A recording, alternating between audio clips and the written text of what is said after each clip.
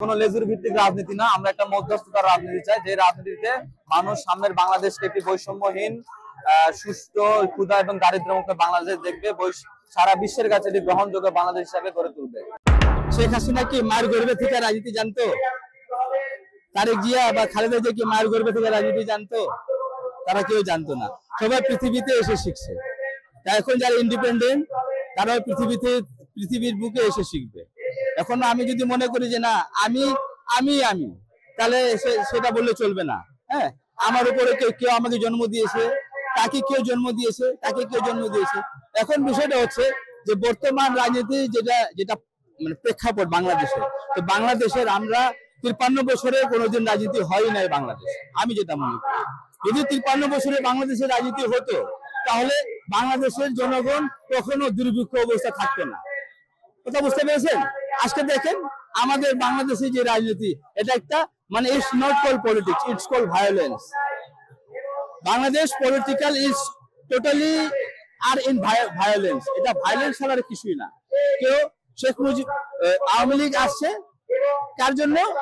শেখ হাসিনা বসে ক্ষমতায় তার বাবার প্রতিশোধের জন্য, সে তাই করেছে। ঠিক আছে?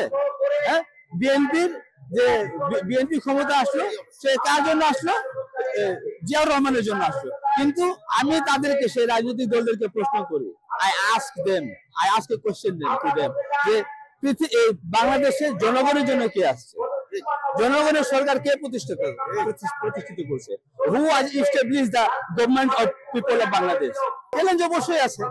এখন যেটা ওল্ড পলিটিশিয়ানরা যেটাকে চুষে ওরা পোষণ করে খাচ্ছে, এখন যদি তাদেরকে ওদের জায়গা থেকে যদি মুভ আউট করা হয় তাহলে এটা তাদের জন্য একটা চ্যালেঞ্জের স্বরূপ না?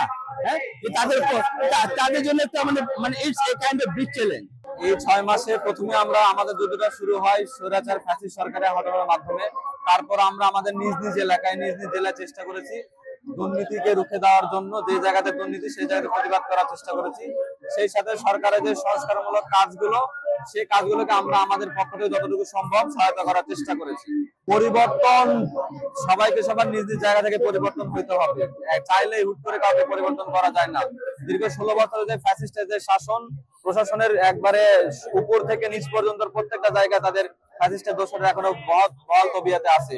তো তাদেরকে সরাইতে হলে আমাদের আস্তে আস্তে এগোতে হবে সামনের দিকে। আমরা একবারে চাইলে পুরোপুরি পরিবর্তন করতে পারবো না, তবে আমরা যে লক্ষ্যে আছি, যে রাস্তায় আছি, এটা পরিবর্তনেরই রাস্তা। আপনার মহান মুক্তিযুদ্ধের পর থেকে স্বাধীনতার যে 54 বছর চলে গেল, সেই 54 বছরে আমরা দেখেছি হয় বাবার শাসন, বাবার রাজনৈতিক দল, অথবা স্বামীর রাজনৈতিক দল, অথবা হচ্ছে আমরা কোনো মৌলবাদী রাজনৈতিক দলকে দেখেছি। তো আমরা চাই বর্তমান 24-এর গণ অভ্যুত্থানের যে প্রেক্ষাপট, এই প্রেক্ষাপটে কিন্তু সাধারণ মানুষ থেকে শুরু করে সকল ধর্মপন্ন শ্রেণী নির্বিশেষের মানুষ এই আন্দোলনে অংশগ্রহণ করেছে। নারী অংশগ্রহণ করেছে, শিশু অংশগ্রহণ করেছে, শিক্ষার্থী, কৃষক, শ্রমিক সবাই অংশগ্রহণ করেছে। তো আমরা চাই কোন লেজুর ভিত্তিক রাজনীতি না, আমরা একটা মধ্যস্থতার রাজনীতি চাই, যে রাজনীতিতে মানুষ সামনের বাংলাদেশকে একটি বৈষম্যহীন, সুষ্ঠু, ক্ষুধা এবং দারিদ্র্যমুক্ত বাংলাদেশ দেখবে, সারা বিশ্বের কাছে এটি গ্রহণযোগ্য বাংলাদেশ হিসাবে গড়ে তুলবে। সেই রাজনীতি আমরা দিতে চেষ্টা করতেছি বাংলাদেশের মানুষকে। আমি আমার দলের কাছে আমি এই দলকে আশা করি যে ভবিষ্যতে অন্যান্য দলের মতো তারা আগ্রাসী অথবা ফ্যাসিস্টের যেই কালিমাগুলো অন্যান্য দলের প্রতি লেগে আছে, সেই দিকে তারা অগ্রসর হবে না, জনগণের কাতারে থাকবে।